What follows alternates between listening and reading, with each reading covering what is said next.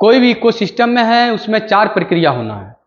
तो इकोसिस्टम को जब आप लोग जानना चाहोगे कि इकोसिस्टम किसे कहा जाता है, तो मान लिया जाए कि ये आपका एक गार्डन है, बगीचा है, ठीक है, और इस बगीचा में बहुत सारे पेड़ पौधे होते हैं, ये तुमको पता है, छोटा और बड़ा पेड़ पौधा।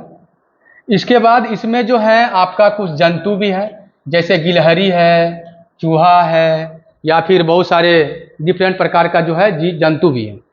और ये आपका क्या काम करता है तुमको पता है, ये उत्पादक का काम करता है। उत्पादक बोले तो तुमको पता है उत्पादक किसे कहते हैं, जो भोजन बनाने का काम करता है, मतलब जो प्रकाश संश्लेषण कर सकता है। तो जो प्रकाश संश्लेषण करता है, तो हमारे सामने जो भी आपके पौधे हैं, जितने भी हरे पौधे हैं या शैवाल है, वो काम करता है आपका क्या, उत्पादक का। तो ये आपका क्या है, उत्पादक, जितने भी इसको कहते हो तुम लोग, हाँ, प्रोड्यूसर। क्या बोलते हो, प्रोड्यूसर। अब आ जाइए, ये जंतु जितने भी हैं, वो जंतु जो है आपका क्या है, उपभोक्ता है। उपभोक्ता का मतलब होता है कंज्यूमर। कंज्यूमर, जैसे हम लोग कंज्यूमर हैं, किसका कंज्यूमर है भाई, जैसे कि आपने कहा क्या, जाके दुकान में लेते हो कुछ खाना पीना, या फिर मोबाइल सिम लेते हो, तो तुम लोग कंज्यूमर कहलाए। कंज्यूमर मतलब मैं भी कंज्यूमर हूँ। तो ये तुम्हारा है उपभोक्ता और उत्पादक। अगर ये दोनों मरने के बाद ये आपको मिट्टी में मिलता है, तो मिट्टी में मिलता है तो इसका मतलब है इसका डिकम्पोजिशन होता है, जिसको कहते हैं अपघटन। क्या बोलते हैं इसको, अपघटन, डिकम्पोजिशन होता है। डिकम्पोजिशन तो किसके द्वारा होता है, तो डिकम्पोजर के द्वारा होता है। किसके द्वारा, डिकम्पोजर, जिसको हम लोग कहते हैं हिंदी में अपघटन करता है। तो ये 3 तरह का चीज तो तुमको बता ही चुके थे कि होता है इसमें, एक इकोसिस्टम में, एक पारितंत्र में। क्योंकि पारितंत्र जो है पूरा पृथ्वी में जो है, पूरा जहां जहां जीव है, पूरा पृथ्वी का अगर बात करें होल, तो यह एक इकाई है। तो जितने भी पारितंत्र होते हैं, ये पारितंत्र क्या है, जीव तंत्र का इकाई होता है। ये क्या होता है, इकाई होता है। किसका इकाई होता है, जीव तंत्र का। अब सवाल है कि यहां पर और भी इसके साथ कुछ रहते हैं। तो 3 चीज तो आपका जीवित वाला हो गया। कौन कौन हुआ जीवित वाला, एक उत्पादक हुआ जिसको प्रोड्यूसर्स बोला तुमने। दूसरा क्या हुआ, उपभोक्ता, जैसे हम लोग उपभोक्ता हैं, जितने भी जंतु हैं किस पर निर्भर करता है, उत्पादक पर, उसी को खाता है, उसी पर रहता है, इसीलिए हमने इसको क्या बोला, हम लोगों ने नाम दिया उपभोक्ता।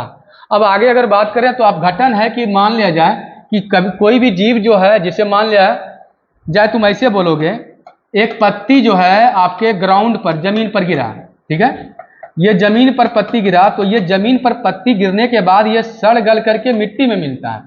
तो ये मिट्टी में जब मिलता है तो मिट्टी में मिलाने वाला कुछ बैक्टीरिया है, हाँ, कुछ फंजाई है, यानी कवक है, शैवाल है, और तुम कह सकते हो कुछ फ्लैजेलेट भी है।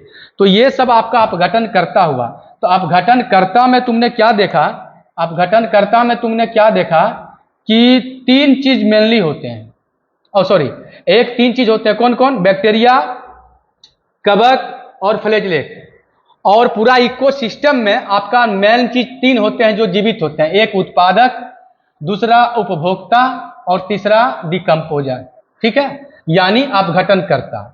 अगर मैं बात करूं कि ये तीनों को, समझ गए, ये तीनों को छोड़ करके और भी इसे क्यों मदद करता है पारितंत्र में, तो तुम बोलना हाँ, अजैविक कारक। अजैविक कारक क्या है, जैसे अगर मैं बोलूं कि ये सबको, ये तीनों को मिला दें, ये उत्पादक, उपभोक्ता और अपघटन करता, तो निश्चित रूप से इसके बाद जो होगा आपका, एक आपका non living things. Non living things में तुमने, जिसको नॉन लिविंग थिंग्स या तुम दूसरे नाम से बोल सकते हो, या इसको कहते हैं आप एबायोटिक, एबायोटिक कंपोनेंट या एबायोटिक फैक्टर। तो एबायोटिक फैक्टर जिसको कहते हैं क्या, अजैविक, जिसको क्या बोलते हैं आप, अजैविक कारक। तो अजैविक कारक में क्या क्या होगा, तो तुमको पता है इसमें वायु हो सकता है, तापमान हो सकता है, हाँ, सूर्य का ऊर्जा हो सकता है, यानी सौर ऊर्जा हो सकता है, आप कह सकते हो इसमें जो है प्रकाश बोल सकते हो, सौर ऊर्जा। इसके बाद पानी हो सकता है, यानी कि जल हो सकता है, खनिज हो सकता है। ये सब खनिज वगैरह जितने भी हैं खनिज, ये सब जो हैं टोटल ये क्या है तुम्हारा, ये है हमारा non living things abiotic factor. और ये दोनों मिल करके आपका क्या बनाता है, पूरा इकोसिस्टम। कौन कौन, ये नॉन लिविंग थिंग्स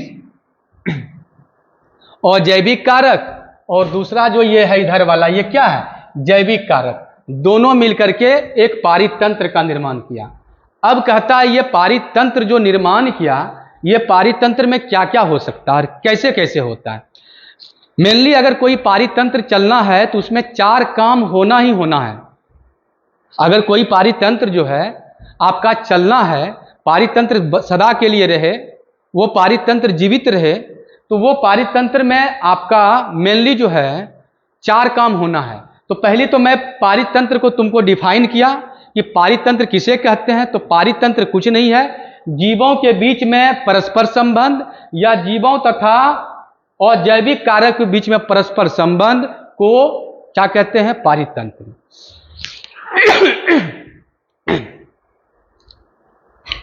सॉरी, ये जो पारितंत्र है इसमें 2 चीज थे, एक लिविंग और एक क्या, नॉन लिविंग। यानी एक आपका बायोटिक था और दूसरा एबायोटिक था। अब कहता है ये पारितंत्र तो जब तुमने जान गया तो ये पारितंत्र के कितने काम हैं। हाँ, इस पारितंत्र का अगर भागलपुर अगर मान लिया जाए एक पारितंत्र है, हाँ, तो उसमें कौन कौन चीज रहते हैं, तो बायोटिक होते हैं, एबायोटिक होते हैं, और इसमें कितने कार्य चल सकता है। ठीक है, तो कोई भी पारितंत्र में 4 काम होना है। जैसे मैं कहूं कि आपका पारितंत्र है, तो पारितंत्र आपका मान लिया जाए कि आपने जान गया कि पारितंत्र जिसमें कि इकोसिस्टम है, ये इकोसिस्टम में आपका कितने काम चल सकता है। तो इसको जानने के लिए कुछ एग्जाम्पल ले लीजिए। पारितंत्र, तुम्हें पता है कि तालाब भी जो है एक पारितंत्र है, जिसको आप पॉन्ड बोलते हो, पॉन्ड। आपको पता है कि फॉरेस्ट भी एक क्या है आपका, ये एक पारितंत्र है, जो बड़ा पारितंत्र है, ये छोटा पारितंत्र है। तो फॉरेस्ट जंगल भी एक पारितंत्र है आपका, ये भी आपने जाना। ठीक है, और मान लिया जाए समंदर जिसको आप कहते हो सी, ठीक है, ये समंदर भी है, ये भी क्या है आपका एक पारितंत्र है। किसी एक का बात करो, मान लिया जाए हम लोग बात करते हैं किसका, तालाब का। तो तालाब में आपका क्या क्या है, 2 चीज है, बायोटिक भी है, एबायोटिक भी है। बायोटिक में आपका कौन कौन आता है आपको पता है, बायोटिक फैक्टर में आपका कौन कौन आता है ये पता है आपको, हाँ। और दूसरा है एबायोटिक फैक्टर में भी कौन कौन आता है ये भी पता है। अभी तुरंत हम लोगों ने क्या किया था, इसके बारे में डिस्कस किया था।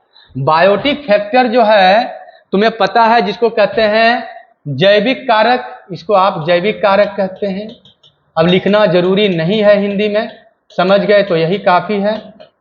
और जैविक कारक, ठीक है। अब याद रखें, जैविक में आपका क्या क्या था, याद है आपको, उत्पादक था, इसके बाद उपभोक्ता था, इसके बाद अपघटन करता था। एबायोटिक में कौन कौन था आपको पता है, वायु था, तापमान था, इसके बाद मिट्टी था, पानी था, खनिज था। अब ये तो आपका एक क्या हुआ, आपका एक पारितंत्र का बात हुआ जिसमें क्या क्या था। तालाब में भी है, सभी पारितंत्र में रहते हैं ये दोनों, तो तालाब में भी रहेगा ही रहेगा, इसमें कहीं कोई दिक्कत नहीं है। सवाल है कि इसका क्या काम है। तो कोई भी पारितंत्र का आपका मुख्य जो है 4 काम होते हैं, और ये 4 काम अगर होगा तभी पारितंत्र को सफल माना जाता है। चाहे वो तालाब का पारितंत्र हो, चाहे वो किसी समंदर का हो या समुद्र का हो, और चाहे किसी रिवर का या जंगल का हो, इसमें 4 काम होता है, उसी काम से पहचाना जाता है पारितंत्र। ये पारितंत्र का पहला काम है उत्पादन, यानी उत्पादकता। उत्पादकता याद है, उत्पादकता कौन करता है, तो हरे पौधों के द्वारा, जिसको हम लोग कहते हैं प्रोडक्टिविटी। क्या बोलते हैं, प्रोडक्टिविटी। ठीक है। आई एम श्योर आपको दिख रहा होगा, अगर नहीं दिख रहा हो तो शायद दिख रहा होगा। ठीक है, क्योंकि इधर बोर्ड में भी कर सकता, कट सकता है। अब आ जाओ, दूसरा है उत्पादकता। तो तुम लोग कभी ऐसे मन में नहीं लाना उत्पादकता है तो उपभोक्ता भी होगा, नहीं। उपभोक्ता जीव का नाम है और उत्पादकता का मतलब होता है काम। यहाँ पर काम की बात करते हैं हम लोग, किसी जीव की बात नहीं कर रहे हैं। तो उत्पादकता जो कौन काम करता है, तो उत्पादक जो है आपका जितना भी हरे पौधे हैं या शैवाल है, वही उत्पादकता करता है, उत्पादन करने की क्षमता को उत्पादक करते हैं, या उत्पादन करने की दर को। जैव मात्रा, मेरे शरीर में जैव मात्रा क्या है, पानी को अगर निकाल दें, पानी को निचोड़ के अगर निकाल दें, तो जो मेरे पास बचता है उसको क्या बोलते हैं आप, उसको बोलते हैं आप क्या, उत्पादकता। जैव भार, यानी कभी सुना होगा बायोमास, अभी सुना ही होगा। बायोमास का मतलब, बायो मतलब जीव, मास का मतलब होता है उसमें पदार्थ।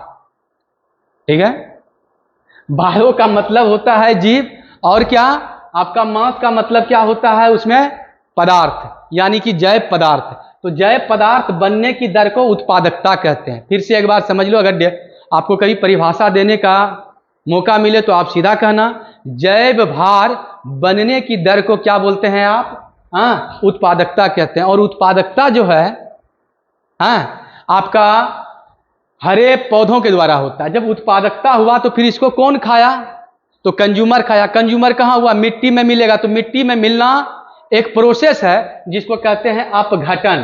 क्या बोलते हैं, तो दूसरा जो मेन फंक्शन है आपका, उसका नाम है अपघटन।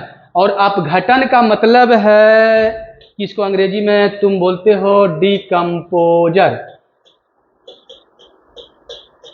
ठीक है, अब आ जाओ, डिकम्पोजर हुआ, इसका मतलब क्या हुआ कि इसमें ऊर्जा का प्रवाह हुआ।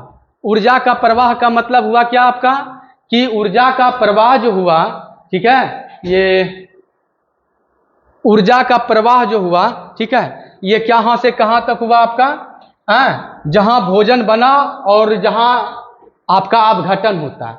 तो ऊर्जा का प्रवाह भी होना चाहिए, ये एनर्जी ट्रांसफर।